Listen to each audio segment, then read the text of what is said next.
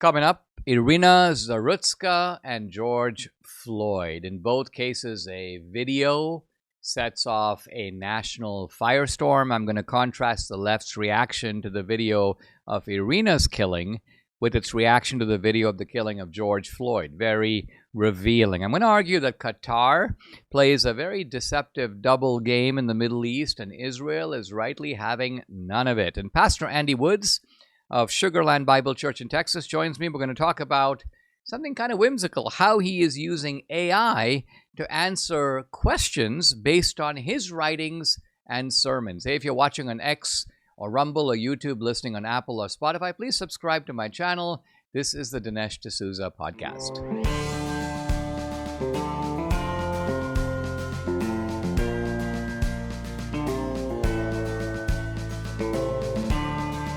America needs this voice.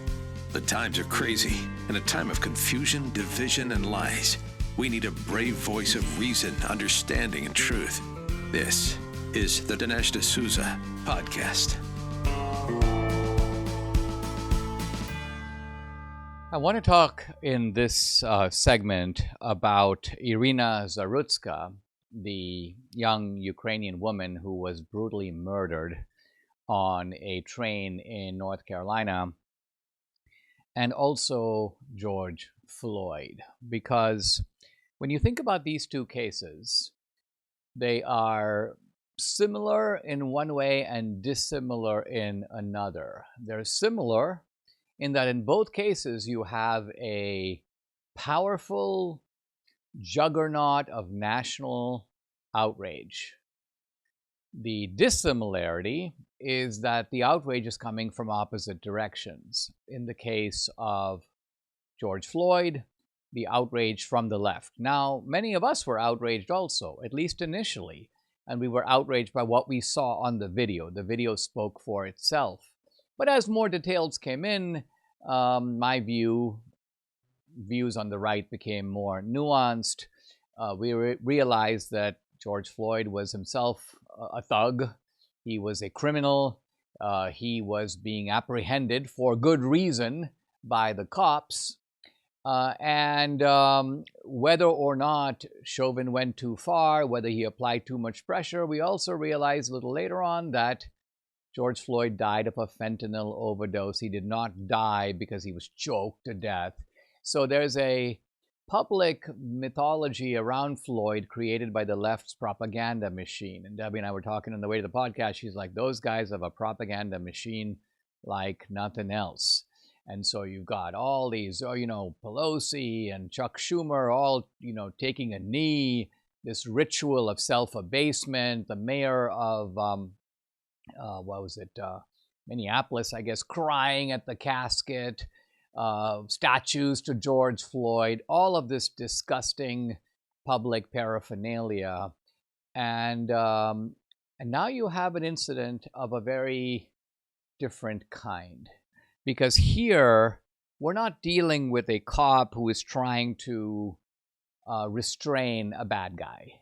We're talking about a young woman, and I want to put the whole incident somewhat into slow motion here.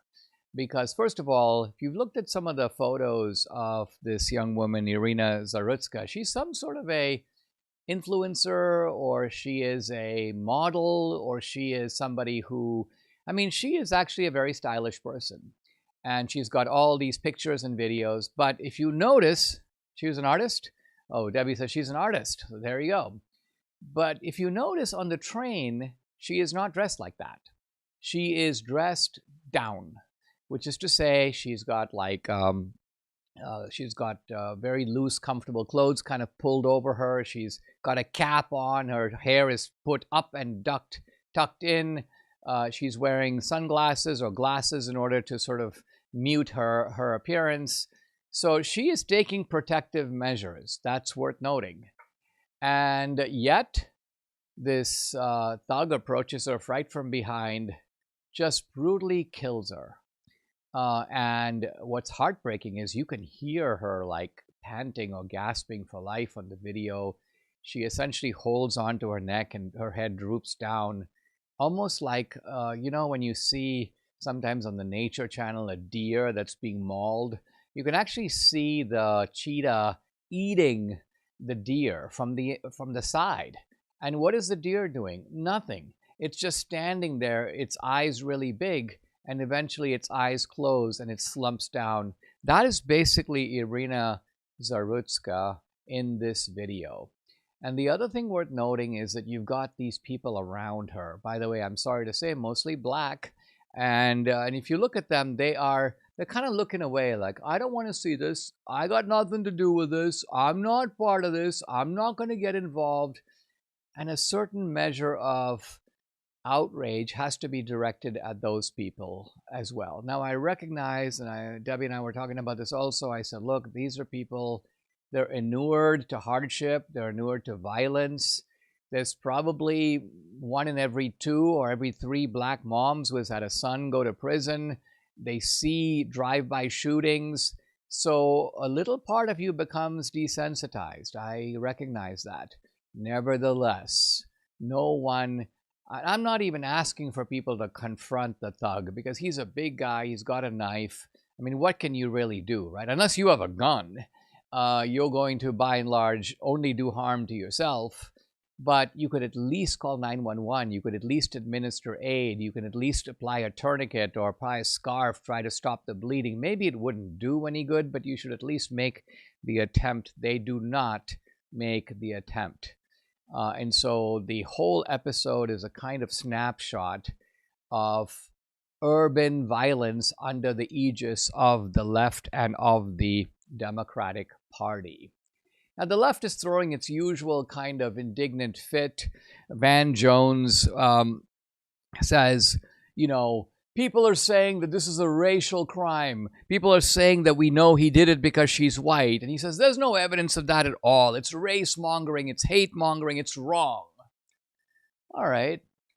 I suppose you could say that you've got a black thug killing a young white woman and motive unknown.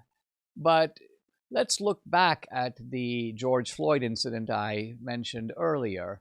Do we know that Derek Chauvin was motivated by racial animus when he attempted to restrain George Floyd? No. There was, in fact, a trial about this. Was there any evidence presented, even attempted, to show that he was a racist or a bigot? No. The prosecution didn't even allege that. So, and yet, that was treated from start to finish as a racial incident, as an emblem of the kind of violence that white cops direct toward black victims or toward black people that are stopped and wantonly or unjustly arrested. Well, I think that by the same token, the tragic death of Iryna Zarutska becomes an emblem of the fact that there is just way too much black thuggery going on among young black males. Now, admittedly, the majority of the violence of young black males is directed at other young black males or other members of the black community. That is in no way to diminish or excuse it. But it is also notable that in this case, the guy even said something to the effect of, I got a white girl, I got a white girl. He repeated it, and it's on the video. Now, Rachel Bade, who is a journalist with one of the mainstream, she's like, the full video is so difficult to watch. How does this happen in this country? How? Well, I guess I'll tell you how. Democratic appointed DAs, Soros DAs, catch and release, no cash bail, Democratic nominee judges, academic apologists for urban squalor, Hollywood, which basically glamorizes this kind of violence, social workers who coddle burgeoning rapists and killers, and journalists like you, Rachel Bade, who routinely make excuses for black thuggery, or who try to downplay it when it's violence that's being perpetrated by blacks, especially against whites. The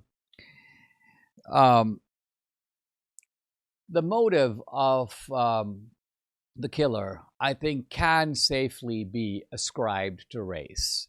Once again, let's try to apply a standard, equitable sort of template. Imagine if Derek Chauvin had applied his pressure to the neck or to the throat of George Floyd. George Floyd dies, and then Derek Chauvin walks around saying, I got the black guy. I got the black guy. Do you think people would be in any doubt about what his motives are? Would people say, Derek Chauvin, motive unknown? No, this would be a hate crime and labeled as such. And yet, here in this case, there is a great reluctance. Most of the media didn't cover it. Then they started covering it, but they covered it like MAGA taking advantage of a video, MAGA stirring up the passions, MAGA pouncing, this kind of thing.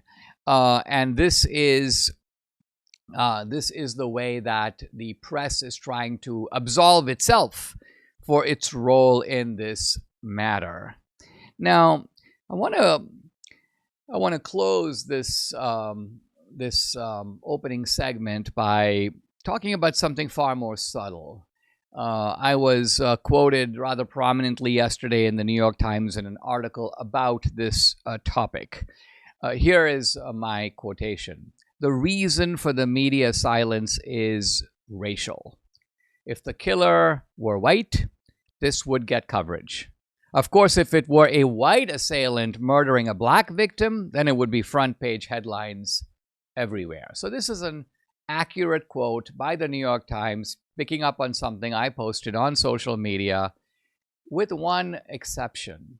And that is, in my quotation, the term white is written with a small letter, small w, white, and black is written with a small b, black. I consistently use these terms. There's no reason to capitalize them. If I say I saw a green car, I wouldn't capitalize the word green.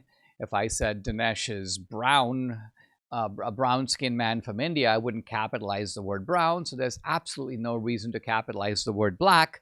But what the New York Times does is it takes my quote and it keeps white in small letters and it capitalizes black. And not only that, but as you look at the article, the word black appears about 7 or 8 times. The term white appears more than once. White is always small. Black is always capital.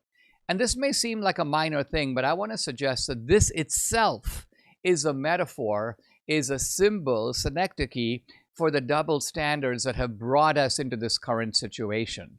The genuflecting before the black man, the idea that black is beautiful, we all should tiptoe around the blacks are great, the blacks can't do anything wrong, or if they do anything wrong, it's not their fault, we made them do it, society made them do it, history made them do it.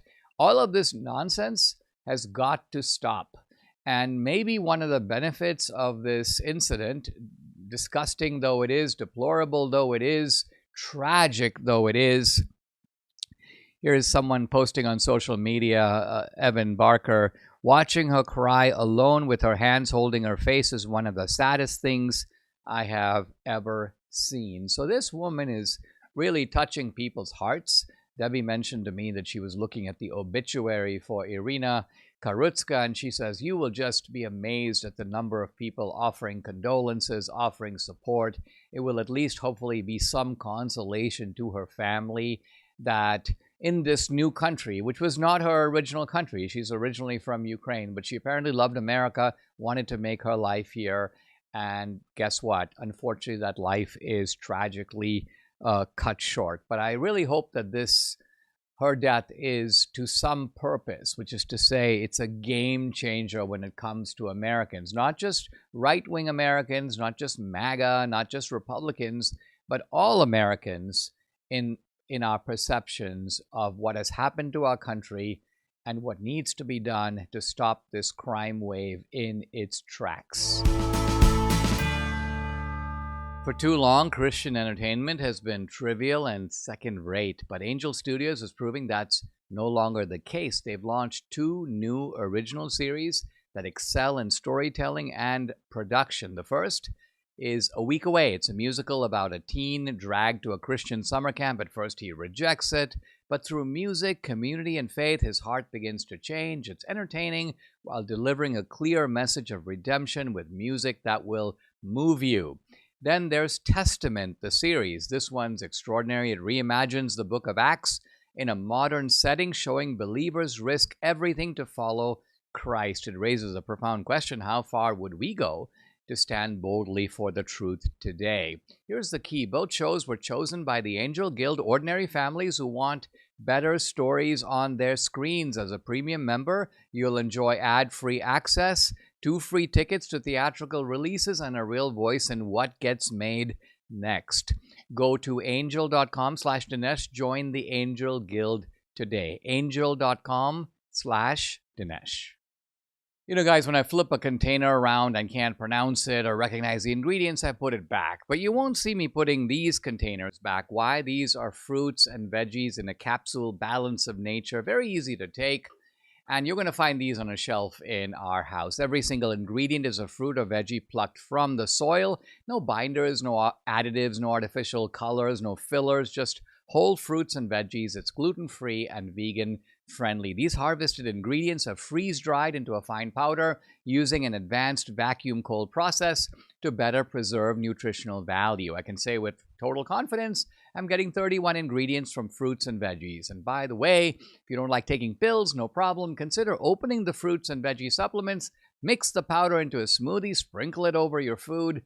Join me in taking balance of nature every day. Use my discount code AMERICA. You get 35% off, free shipping, plus for a limited time, a free bottle of fiber and spice. This is the fiber and spice. You can order online at balanceofnature.com. Again, use my discount code AMERICA, 35% off, plus a free bottle of fiber and spice. Once again, balanceofnature.com.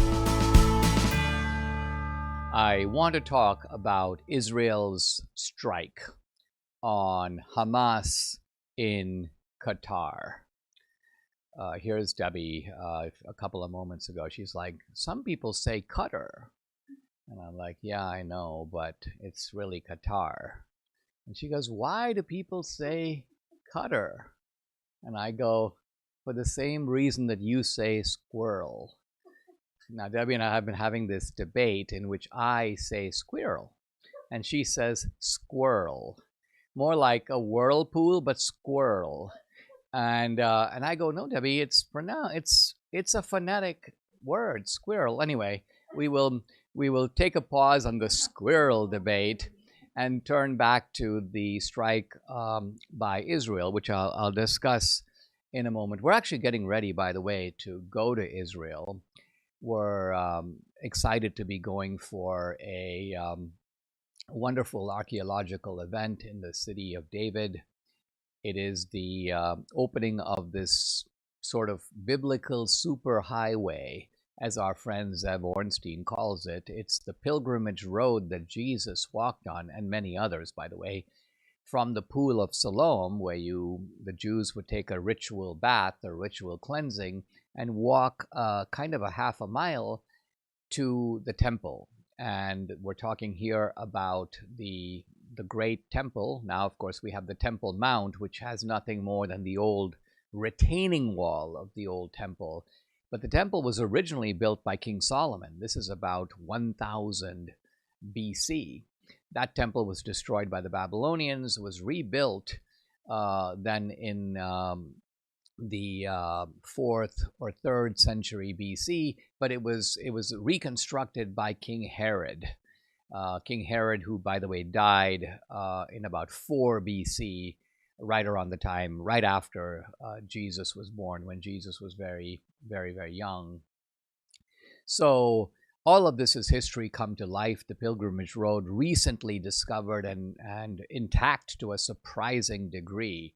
So all of this very exhilarating, wonderful. We're looking forward to it.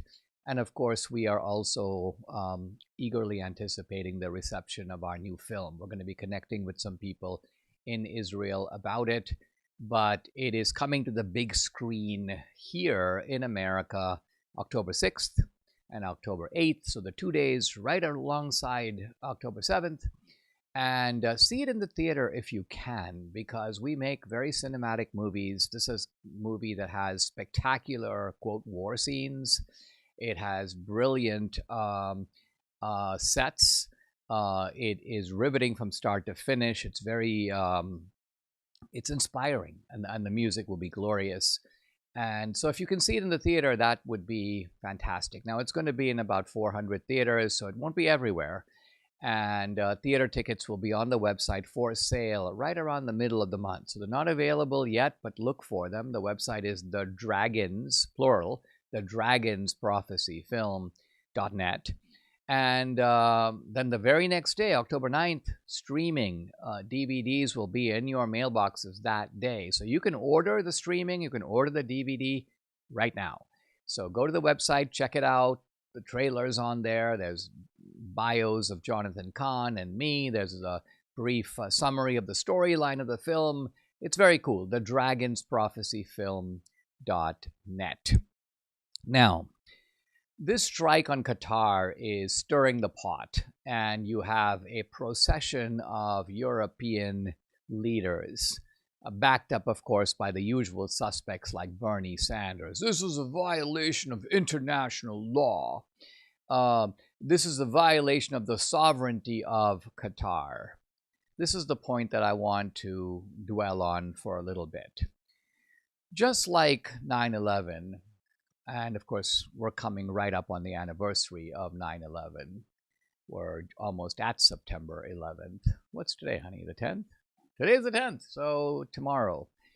But 9/11 was not an Afghan operation. It was conducted out of Afghanistan. That's where they had the monkey bars. That's where the terrorists trained. They came from Afghanistan in that sense, but they weren't actually from Afghanistan. Most of them were from Egypt, Pakistan, Saudi Arabia.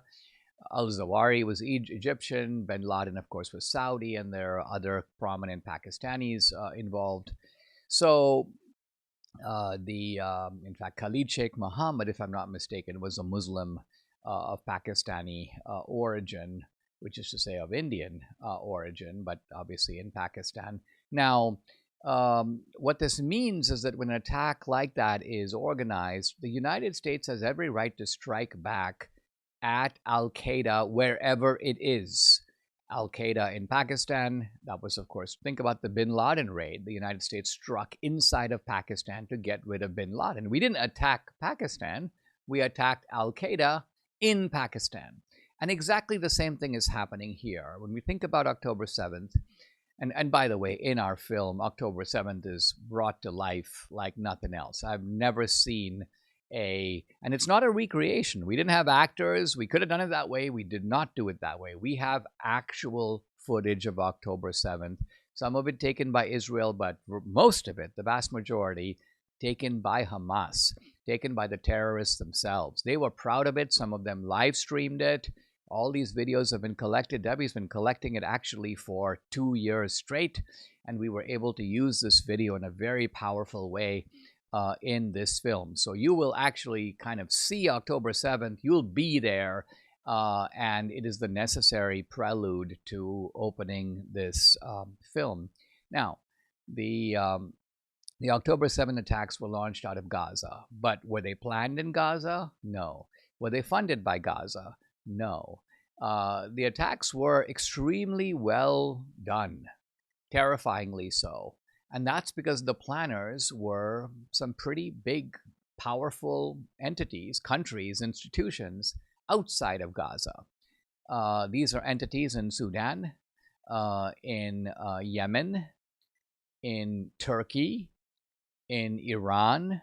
So Turkey has a powerful Islamist or Islamic radical movement, and so does, of course, Iran, which is in the control of the mullahs.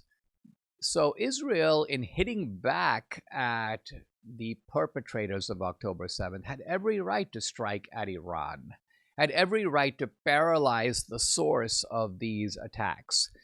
And now the role that Qatar plays in all this, not Qatar, but Qatar, is that Qatar is a massively rich country.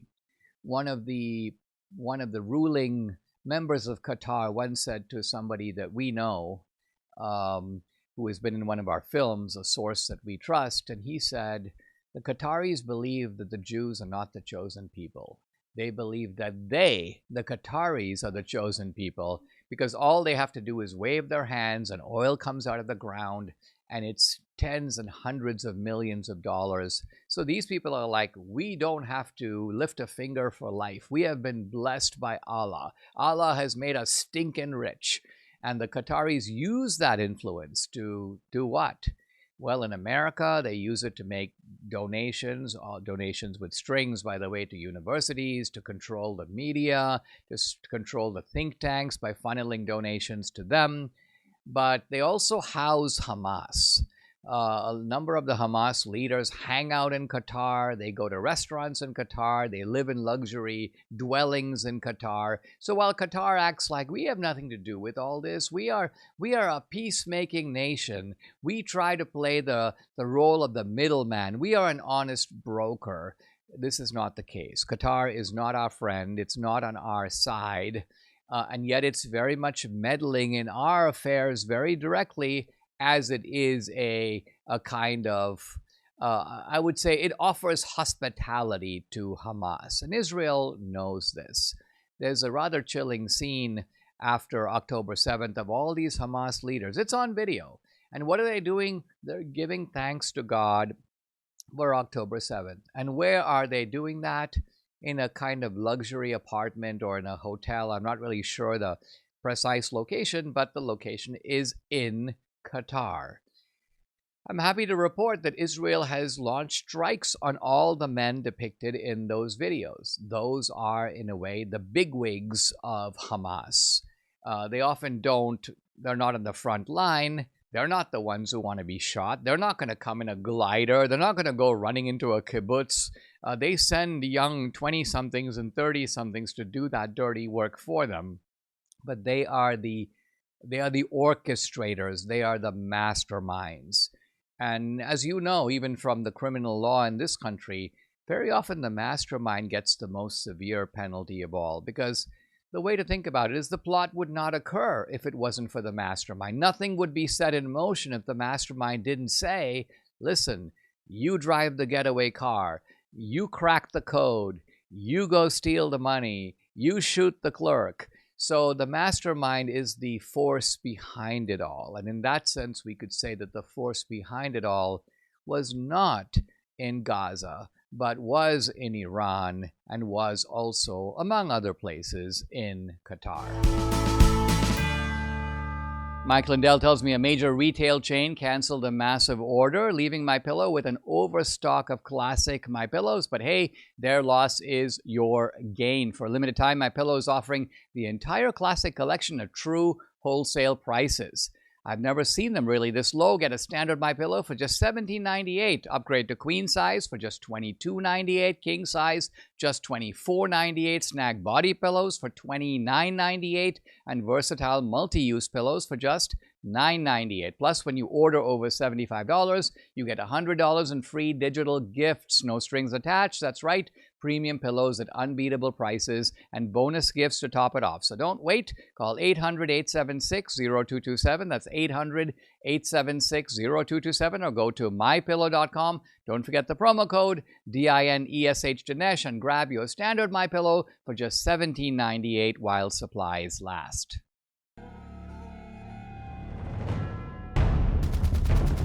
Is the conflict between Israel and the Palestinians the revival of an ancient conflict recorded in the Bible?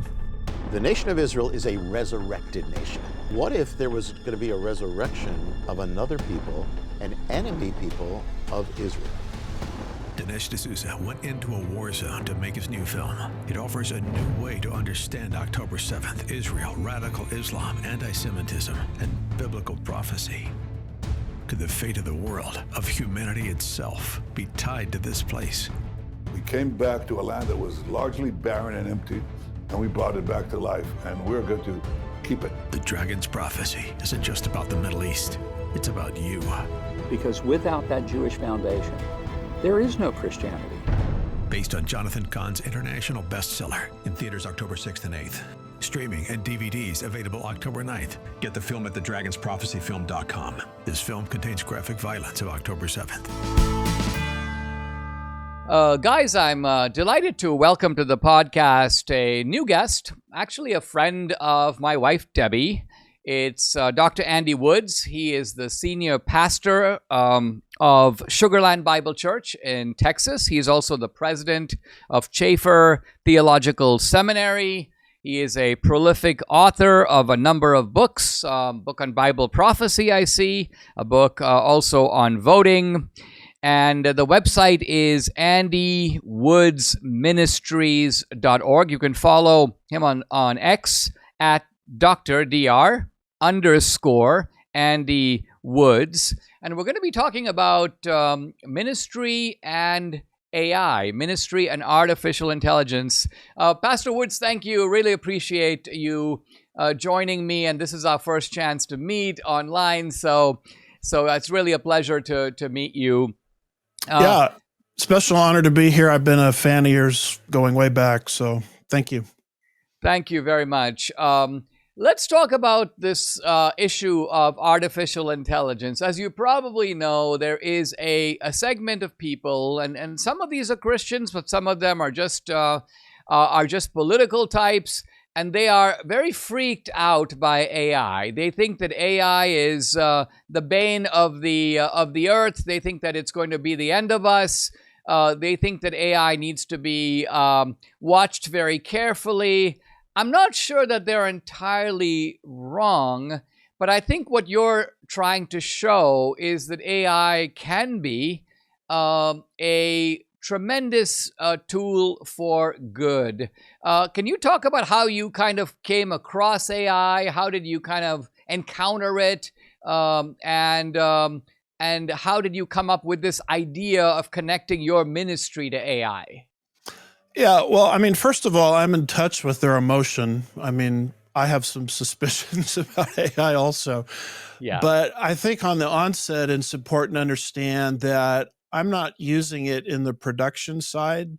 I'm using it in the data retrieval side. And just to kind of make a long story short, I'm the pastor of a Bible church. I've been there since 2010. I teach 3 different lessons per week. And so you can see how in the course of time, a big database of sermons and transcripts and PowerPoints would build up. And so I have people that basically write to me really from all over the world saying, hey, I'm researching a topic, the virgin birth or whatever. What sermon did you cover that in? And I'm thinking, well, gosh, 2013 maybe, so I'm going based on my memory. And it's like looking for a needle in a haystack. And I'm trying to put stuff together constantly. And I'm thinking I quoted somebody back somewhere when, and you just get, kind of fuzzy on the details. So the bottom line is a couple guys in our church, came to me. And this was before the technology had really evolved. And they said, look, we like you. We like your ministry. We like what you're doing. We see this issue of volume. So here's something where you don't have to search for a needle in a haystack. The best way I can explain it is it functions like an index in a book. If you're researching something, you can do it the easy way or the hard way. The hard way would be to read the whole book. And most of us don't have time to do that. And so if we're researching something specific, we, look for something in the index that would help us. So that's in essence how this functions. You go to the search box, you type in your question, it thinks for, a few seconds, and then beautifully and masterfully, after doing that fast search of your whole database, it pulls up a very well-written, easy to understand paragraph or a couple of paragraphs on what you've taught on a particular subject. And the best part of it is this: it will take you to the exact sermon, whether it's audio, visual, and it doesn't just take you to the sermon, it takes you to the exact point in the sermon where you mention such and such. And so you click on it and voila, there it's there. And usually it gives you 3 or 4 sources. And then if that weren't enough, it gives you potential follow-up questions. And so I'm not the sharpest knife in the drawer when it comes to technology, believe me. But when I figured out what this could do, I mean, I was all in, and it just cut my workload down considerably in terms of answering questions, etc. I mean, I'm laughing because what you're kind of saying is that the AI is the world's expert on Andy Woods, even more so than you are, right? Because you are limited by the reach of memory. You've produced all this work, and you made an important distinction. You're saying, hey, listen, it's not like I say, I got to write my sermon on Jeremiah, 2, verse 10 to 17. I'm just going to have AI do it. You do your own production. You create your own content. But once you've done it, and you've done a lot of it over the years, it becomes like an archive. And what AI does is it doesn't just ransack the archive. It knows how to put things together in a way that is true to your message, right? You've tested it out and you've discovered, hey, yeah, that is what I said. And Right. It's not distorting my meaning in any way. Yeah, it's uncanny how accurate it is. And what little I've learned about it from our guys that built this is there's a way to program creativity. Do you want it more on the creative side or less on the creative side? And initially, not a lot, but maybe, I don't know, 1% of the time, we were getting some answers back that were a little off, what we believe. And so we just asked it to dial back on the creativity. And since we've done that, we've been very happy with the answers. We've been very happy with the amount of people, once they see it, they just rave about it. I mean, think of yourself. Think of all your debates, all your movies, all your books, put into a system where I could go on there and say, what does Dinesh believe about, I don't know, critical race theory or whatever? And boom, there it all is. And that's all this does. So I'm not using it to produce. I'm using it for data retrieval. So you're right. That's an important distinction. It works well for you. It would work well for me. I can think of some people for whom it would not work well. For example, people who have been constantly predicting the stock market. Right? They're going to be like, it's going to go up, it's going to go down. The last thing they want you to do is go back and check on their whole predictions to figure out what their record was. I encountered AI in a funny way. When we do our films, I write out the voiceover that's going to accompany the story. And typically, I would record these voiceovers on my iPhone and send them in. And they would be kind of layered into the story. And once the film is fully put together, I go into a studio and I do the final VO, so-called, the voiceover. But this time our producer and our cinematographer goes, well, you don't need to do that because AI knows your voice. I will simply create a voiceover for you using your voice. And it was eerie for Debbie and me to listen to basically my voice delivering these lines. Now, in the end, I still go into a studio and do it, but the AI is a placeholder, and you can see that this thing is going to break out in all kinds of interesting ways.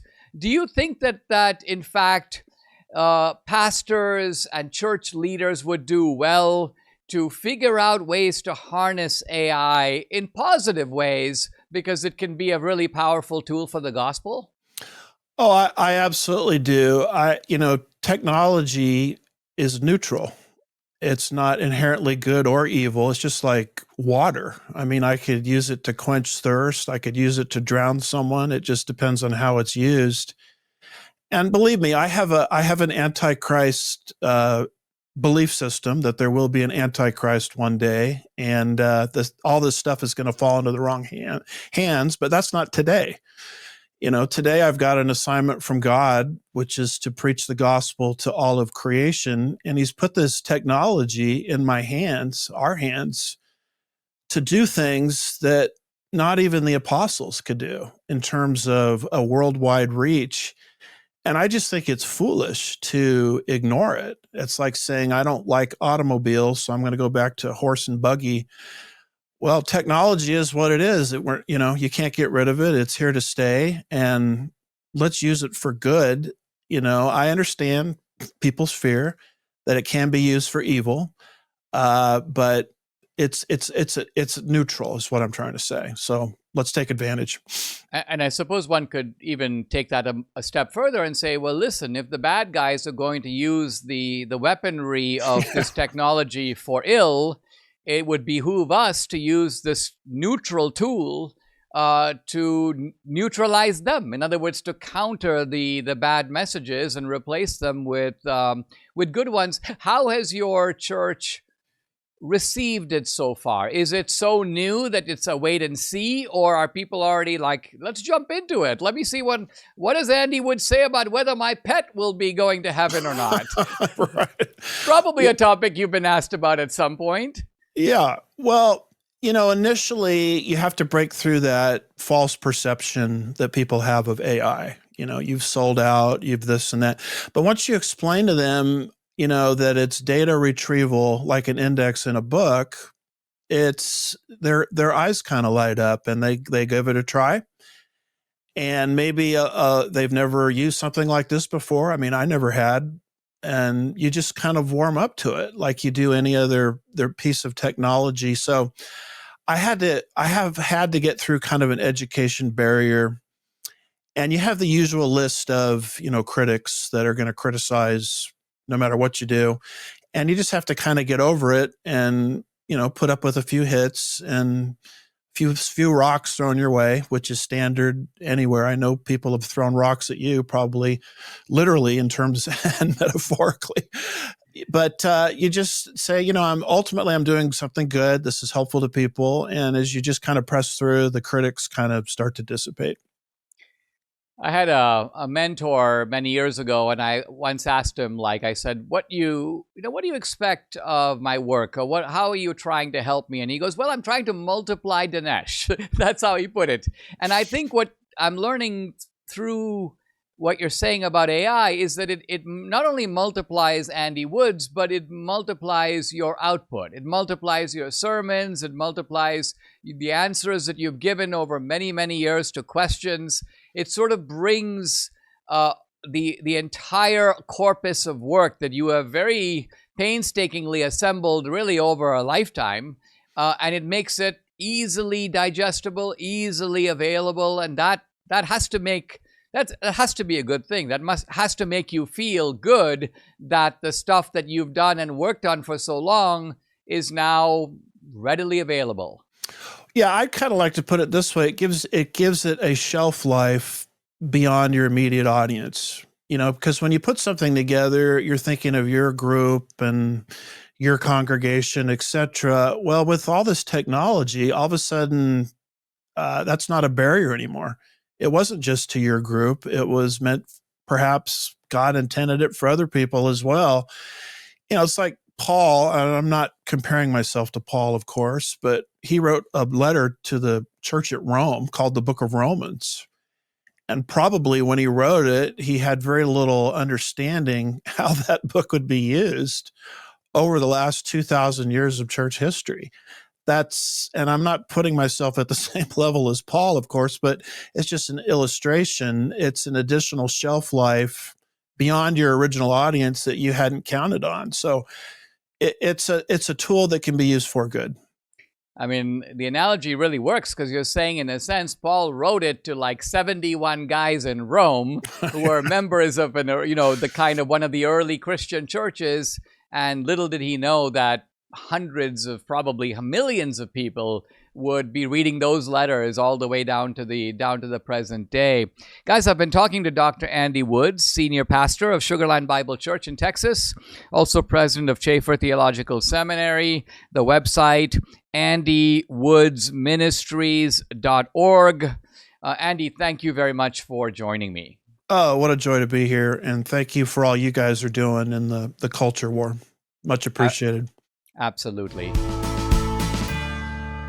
I'm picking up in the introduction of my book, Life After Death, The Evidence. And last time I talked about the fact that there is such a bemused incomprehension of the traditional belief in life after death that we are a little cut off from our ancestors, and we are a little cut off from the rest of the world. Now, how did we get cut off? How did we come to this weird point in modernity where we are, in a sense, strangers to those who came before us and those who are, in the larger sense, in the world around us. How did this chasm of understanding open up? Well, the answer is that we have seen in America and in Europe here, including Canada, including Australia, a new way of thinking. And I call this the Enlightened People's Outlook, like EPO. The Enlightened People's Outlook is the way that the sort of elite of society, the academic elite, the political elite, the social elite, this is the doctrine taught in the universities. You find it in the most kind of prestigious magazines and the electronic media. It's like the dominant ideology of elite discourse in the West. It shapes the minds of our children in ways that we are becoming increasingly aware of and also disturbed about. So I want to spell out this Enlightened People's Outlook, the EPO. I want to spell it out as it relates to life after death. So according to the EPO, there is no life after death, and it's a little bit silly to even suggest otherwise. We have this life, and that is it. And how do we know this? Because science has shown us that our true nature, and our only true nature, is the same as that of other animals. It's mortal. And that means we are mortal creatures, and the EPO would add we are material creatures in the world, creatures with material bodies. And when these bodies disintegrate, well, there is nothing left to live on. So here's a philosopher, Owen Flanagan: once we die, we are gone. As for the soul, well, the EPO, the Enlightened People's Outlook, holds that science has kind of looked and looked and looked and found, well, nothing. There is no soul inside of us. And truth be told, it's not even clear that we have any kind of free will. We might have the belief that we do, but like other erroneous beliefs, this belief can be shown to be false. Free will, I'm now quoting the biologist Peter Atkins, is nothing more than the organized interplay of shifts of atoms, as chance first endows them with energy to explore and then traps them in new arrangements as the energy leaps naturally and randomly away. So this is free will according to a sort of biological definition of it. So the EPO, the Enlightened People's Outlook, says you may not like this, you may not agree with it, you may reject it on religious grounds or moral grounds, but guess what? Reason and evidence compel us to accept them. The Enlightened People's Outlook derives its confidence from the findings of modern science. And according to this view, science is really the best way, if not the only way, to get reliable knowledge. Religious claims exist, but they're based on faith. Scientific claims, by contrast, are based on reason, on evidence. So while the religions of the world will make competing and contradictory claims, the EPO reminds us, hey, look, is there a Chinese science? Is there a Middle Eastern science or an Indian science? No, there's only science, because science deals in facts. And facts are facts, as I think it was Aristotle who said, fire burns the same way in Greece as it does in Persia. That's a fact. And so those who would deny science this role, I'm now quoting the physicist Victor Stenger, had better do so on stone tablets rather than the printed page and via smoke signals rather than the internet. Science is here claiming the mantle of progress, of technology, of the future.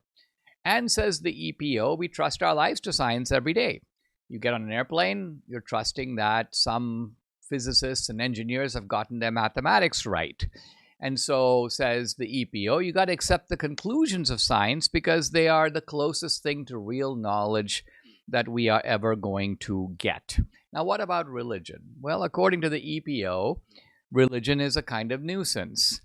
Enlightened people condemn religion, not just for making false claims about life after death, but for invoking those claims to endanger world peace, fostering ignorance, promoting intolerance, social division, conflict, once you're talking to skeptics in this area, it's not long before they bring up Jim Jones. They bring up the Islamic radicals on September 11th. Here's Richard Dawkins writing, by the way, a few days after September 11th. Religion teaches the dangerous nonsense that death is not the end. So here's a prominent biologist saying we better accept that death is the end, because otherwise we are falling into the spooky claims of religion. And it's not only wrong, but according to Dawkins, it's the kind of thing that leads to a 9/11. It produces dangerous consequences and violent behavior. Let's focus, these people say, this EPO crowd, let's just focus on the problems facing us in the world today. Let's not worry about the afterlife. Now, who are these people who have these views? Well, some of them call themselves skeptics. Some of them call themselves rationalists. Some of them call themselves agnostics, atheists or new atheists. But even the new atheists, there's really nothing new about them. They are the descendants, and I would say the regurgitators. In fact, they are not as good as the atheists of the 19th century. Atheism really came to the forefront of Western civilization in the 19th century, and it was associated with people like Darwin, Huxley, Friedrich Nietzsche, Karl Marx, Bertrand Russell, Sigmund Freud, Martin Heidegger, Jean-Paul Sartre. Now, Heidegger and Sartre obviously are 20th century thinkers, but they straddled the bridge between the 19th and the 20th century. So these are the atheists who are standing behind the atheists and skeptics of today. And these are people who don't just reject God, reject the afterlife, but they have a philosophy of their own. And I'll kind of close today by spelling out what that philosophy is. It is the philosophy of reductive materialism. Now, by materialism, I don't mean, he's a materialist. All he cares about is money. All he wants to do is go shop at the mall. I'm not talking about materialism in that sense. I'm talking about materialism as the philosophical position that the material reality of the world is the only reality. So materialists hold that there's only one kind of stuff that exists: material stuff. We know this because material objects are objective. They can be verified by the techniques of science. Immaterial stuff, if you think about it, is subjective. Feelings are immaterial, but they're your feelings. They may not be my feelings. And I don't even know if you have them. If you say you have them, I might believe you or not. I don't know I don't have an objective way to verify what your feelings are. Pain, the emotion of pain, is immaterial. Ouch, ouch, ouch. But while that signals to somebody else that you are feeling pain, you in fact may not be feeling pain. You can jump up and down as an actor and go, ouch, ouch, ouch. You're not actually feeling pain, so there's no objective way to verify what your actual sensations are, and if they differ from the way that you're reporting them. Even human beings and other living creatures are collections of atoms and molecules. If you look inside of us, we're made up of material substance. Inside of the material substance, you have atoms and molecules. And underneath those, if you break those down further, what do you get? You get quarks, you get electrons. So quarks and electrons are all that exist in the universe. There is nothing else.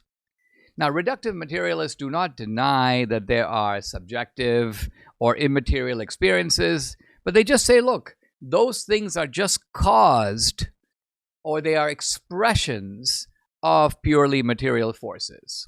So if you have a sensation, I feel love, they go, well, yeah, but that's really nothing more than electrochemical impulses inside your brain and inside your nervous system. You say, well, I have a soul. They go, well, not really. Your soul is just another word that describes some operations of neurons in your prefrontal cortex. So everything ultimately goes down to or reduces to. This is the reason we use the phrase reductive materialism. It means that you can take even immaterial things, ideas like justice, but they can be reduced to the physical operations inside of your brain. Even your mind is nothing more than a kind of outflow and a penumbra of your physical brain. So this kind of philosophy leaves no room for any kind of claim that there's a reality outside of the physical world, that there's a reality outside of our physical sense perception, and there's no reality outside the reach of modern science. So if reductive materialism is true, then belief in an immaterial God is a fiction, and life after death is impossible. Subscribe to the Dinesh D'Souza podcast on Apple, Google, and Spotify, or watch on Rumble, YouTube, and salemnow.com.